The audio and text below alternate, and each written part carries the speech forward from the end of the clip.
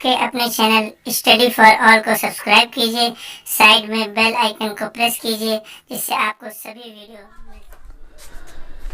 Hello and welcome to all, my name is Shanu Aswal and you are watching study for all. Study for all में आप सबका बहुत बहुत स्वागत है। आपके सारे आंसर बहुत ही सही थे, बहुत ही अच्छा लगता है मुझे जब आप आंसर देते हैं, रिप्लाई देते हैं तो मुझे एक नई प्रेरणा मिलती है। उसके कारण मैं और भी अच्छे कंटेंट आपको प्रोवाइड करा पाता हूँ। So let's start a new session of current affairs, बेहद ही क्रीमी क्वेश्चंस जिसमें आज मैं फिर डिस्कस करूँगा इम्पोर्टेंट करंट अफेयर्स। ठीक, उसके साथ साथ मैं क्वेश्चंस पूछूंगा, जीके क्विज खेलूंगा। आप ज़रूर उसका आंसर कमेंट सेक्शन के बॉक्स में ज़रूर दीजिएगा। So let's start. 5 क्वेश्चन जहाँ तक पूछूंगा आप ज़रूर दीजिएगा उसका रिप्लाई। अल्जाइमर रोग, तो अल्जाइमर रोग जानते होंगे, सुनते आए होंगे, कंपटीशन के क्षेत्र में पूछा भी जाता है कई बार और आपने न्यूज़ में भी सुना होगा। अल्जाइमर ब्रेन को प्रभावित करती है, यानी हमारे मस्तिष्क को प्रभावित करती है। तो इसी से हाल ही में जुड़ी हुई इंफॉर्मेशन आई है। अल्जाइमर रोग से जुड़े भूलने वाली बीमारी पर अध्ययन में हाल ही में किसने सफलता पाई?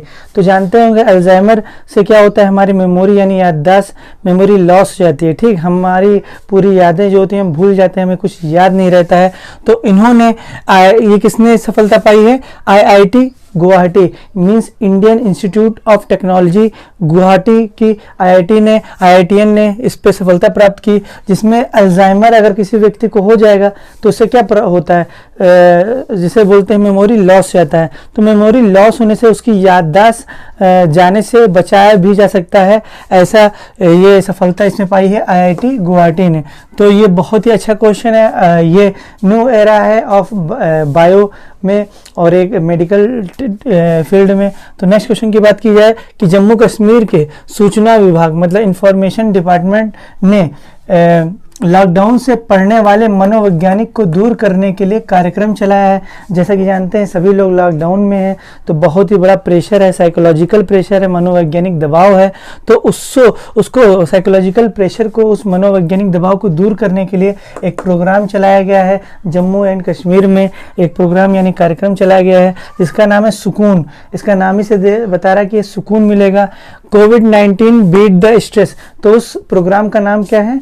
सुकून कोविड-19 beat the stress. Beat the stress का मतलब हम स्ट्रेस को, निराशा को और जिसे डिसअपॉइंटमेंट बोलते हैं, और जो परेशानी होती है उसको हम बीट कर देंगे, हरा देंगे। नेक्स्ट क्वेश्चन की बात की जाए, प्रतिवर्ष एंटी टेररिज्म डे मनाया जाता है राष्ट्रीय स्तर पर, यानी नेशनल एंटी टेररिज्म डे मनाया जाता है। जो कि जानते हैं टेररिज्म कितनी तेजी से बढ़ती है। जम्मू कश्मीर में हमेशा पाकिस्तान हमेशा टेररिस्ट एक्टिविटी करता ही रहता है। ठीक, तो एंटी टेररिज्म डे मनाया जाता है। तो कब मनाया गया है, कब मनाया जाता है? तो प्रतिवर्ष 21 मई को, प्रतिवर्ष यानी एवरी ईयर 21 मई को ये मनाया जाता है।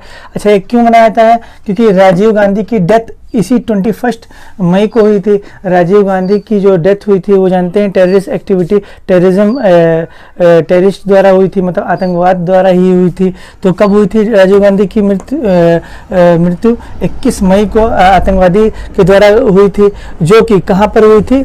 तमिलनाडु में। तमिलनाडु में इनको एक प्रोग्राम था, उसमें भाग लेना था, तो वहीं पे इनकी हत्या की गई थी 21 मई को। इसीलिए नेशनल टेररिज्म डे यानी एंटी टेररिज्म डे कब से मनाया जाने लगा? 21 मई से। तो आपको बताना है ये कब से मनाया जाता है, ये कब से मनाया जाता है, तो ये कमेंट सेक्शन के बॉक्स में आपको बताना है।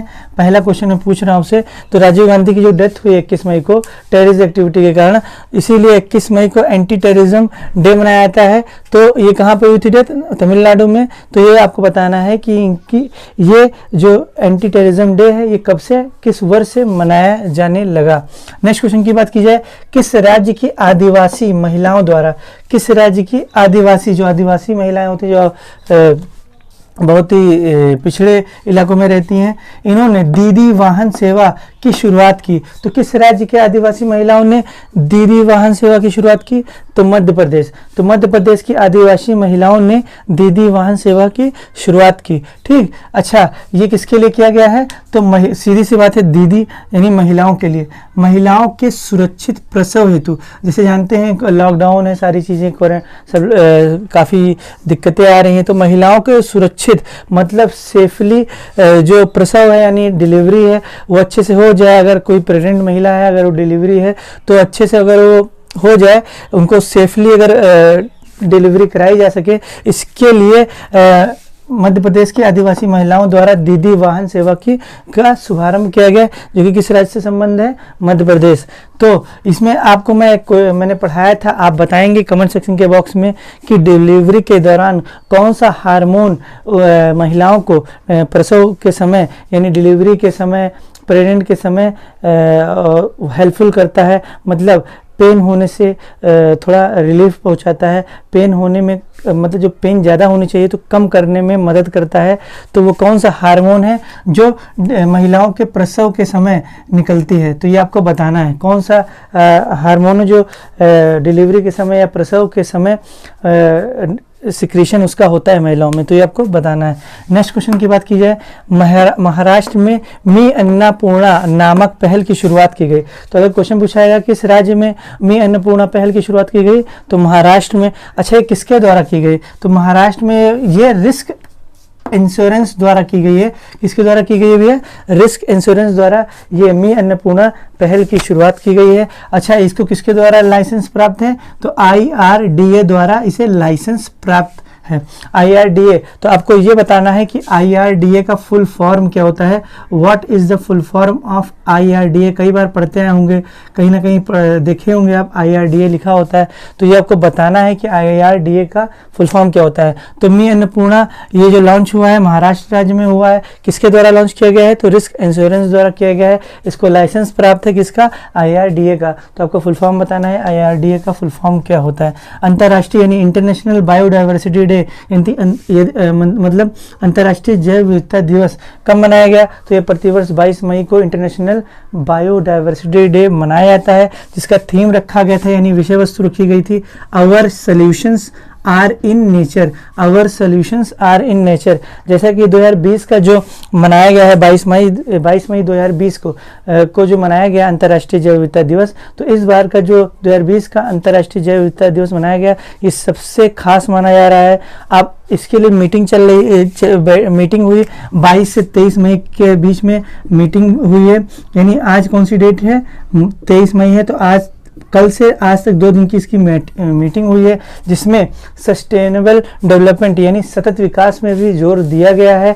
अब आप सुने होंगे जैव विविधता अगर अच्छी से रहेगी तो हमारे इकोसिस्टम भी अच्छे से मेंटेन रहेगा। इकोसिस्टम, तो आपको बताना है इकोसिस्टम की खोज किसने किया? इकोसिस्टम के फादर किसे कहा जाता है? मैंने कई बार पढ़ा है तो इकोसिस्टम, तो ये आपको बताना है इकोसिस्टम की खोज किसने किया और कब किया, किस वर्ष किया, तो ये भी आपको बताना है। यानी पारिस्थितिक तंत्र की खोज किसने किया और कब किया। नेक्स्ट क्वेश्चन की बात की जाए, हाल ही में WHO यानी वर्ल्ड हेल्थ ऑर्गेनाइजेशन के एग्जीक्यूटिव बोर्ड के चेयरपर्सन यानी चेयरमैन के रूप में किसे नियुक्त किया गया? तो दिल्ली से बीजेपी के केंद्रीय स्वास्थ्य मंत्री यानी central health minister doctor Harshvardhan को क्या नियुक्त किया गया है? WHO के एग्जीक्यूटिव बोर्ड के चेयरमैन या चेयरपर्सन नियुक्त किया गया है डॉक्टर हर्षवर्धन को। ठीक, केंद्रीय स्वास्थ्य मंत्री जो कि हैं, इनको क्या नियुक्त किया गया है?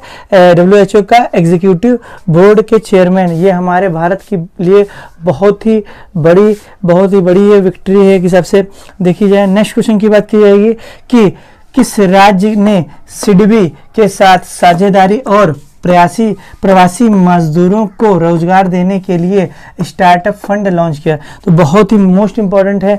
आप देख ही रहे हैं माइग्रेंट वर्कर जो हैं, लेबर जो हैं, माइग्रेंट जो दूसरे राज्यों में काम करते हैं, तो वो फंस गए थे, काफ़ी दयनीय स्थिति भी देखने को मिली। खैर उस पर भी कई राजनीतिज्ञ ने उस पर भी क्या राजनीति करना छोड़ा नहीं। चलिए ठीक है, उनकी अपनी एक मंशा है। तो किस राज्य ने सिडबी के साथ साझेदारी की और प्रवासी यानी माइग्रेंट वर्कर्स यानी लेबर्स को रोजगार, अब क्योंकि उनके जॉब्स तो चले गए हैं क्योंकि दूसरे राज्यों से अब अपने राज्यों में मूलतः अपने राज्यों में आ गए हैं, अपने होम टाउन में आ गए हैं, तो रोजगार एम्प्लॉयमेंट प्रदान करने के लिए स्टार्टअप फंड लॉन्च किया है। तो किस सरकार ने किया है? उत्तर प्रदेश सरकार ने स्टार्टअप फंड लॉन्च किया है। किसके लिए? माइग्रेंट्स लेबर्स के लिए, माइग्रेंट्स वर्कर के लिए। किसकी मदद से? तो सिडबी के साथ साझेदारी की, सिडबी के साथ। तो आपको बताना है, मैं ये आपको जरूर जानना चाहूँगा कि सिडबी का फुल फॉर्म क्या होता है।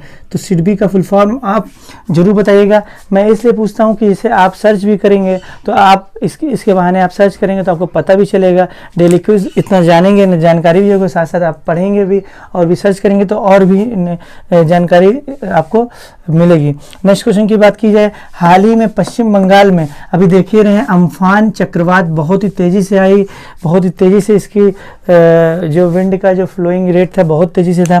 तो ध्यान से देखिएगा, हाल ही में पश्चिम बंगाल में अम्फन चक्रवात, चक्रवात को बोलते हैं साइक्लोन, अम्फन साइक्लोन जो आया है ये दस्तक दिया है कहाँ पे? तो कहाँ पे दिया है भैया? पश्चिम बंगाल में अम्फन साइक्लोन आया है, जिसमें क्वेश्चन पूछा है केंद्र सरकार ने कितने राशि का अनुदान दिया? तो 1000 करोड़ की राशि सेंट्रल गवर्नमेंट यानी प्रधानमंत्री मोदी जी के द्वारा ये दिया गया। नेक्स्ट क्वेश्चन की बात की जाए, वरिष्ठ नागरिकों के लिए सामाजिक सुरक्षा का नाम क्या है जिसे और वर्षों के लिए बढ़ा दिया है? देखिए, वरिष्ठ नागरिकों के लिए सामाजिक सुरक्षा का नाम क्या है? अभी देखे होंगे हाल ही में, मैं आपको वर्ष पूछूंगा, देखिए चले बता ही देता हूँ। प्रधानमंत्री वय वंदना योजना, ये क्या है? ये पेंशन स्कीम है। ये कितने वर्ष के व्यक्तियों को दी जाती है? ये वरिष्ठ व्यक्तियों को लिया जाता है। वरिष्ठ मतलब वृद्ध व्यक्तियों के लिए जिनकी आयु 60 वर्ष से अधिक हो, 60 वर्ष से अधिक हो। तो इसमें ये एक सामाजिक सुरक्षा क्या नाम है? तो क्या नाम है भैया? प्रधानमंत्री वय वंदना योजना। अच्छा, क्वेश्चन पूछा जाएगा प्रधानमंत्री वय वंदना योजना कब आया? तो 2017 को आया। कब आया भैया? 2017 को ये लॉन्च हुआ। प्रधानमंत्री वय वंदना योजना किसके द्वारा लॉन्च किया गया? तो आप जानते होंगे फाइनेंशियल मिनिस्टर के द्वारा लॉन्च किया गया होगा। तो इस समय वर्तमान की फाइनेंशियल मिनिस्टर यानी वित्त मंत्री निर्मला सीतारमण जी हैं। तो उस समय 2017 में आपको पता ही होगा कौन थे फाइनेंशियल मिनिस्टर? तो अरुण जेटली। तो इसको प्रधानमंत्री वय वंदना योजना को अरुण जेटली द्वारा लॉन्च किया गया, जो वरिष्ठ नागरिकों को क्या देता है? पेंशन देता है। और तकरीबन 8 to 8.5% ये इसमें लोन मिलता है, मतलब दिया जाता है, एक्स्ट्रा दिया जाता है उन व्यक्तियों को, उन नागरिकों को जिनकी उम्र 60 से अधिक हो। So this is the end of the video. उम्मीद करता हूँ बहुत कुछ जानने को, सीखने को मिला होगा। सो लाइक कीजिए, शेयर कीजिए एंड सब्सक्राइब कीजिए। Thank you for watching, keep it up and all the best and stay at your home. Thank you.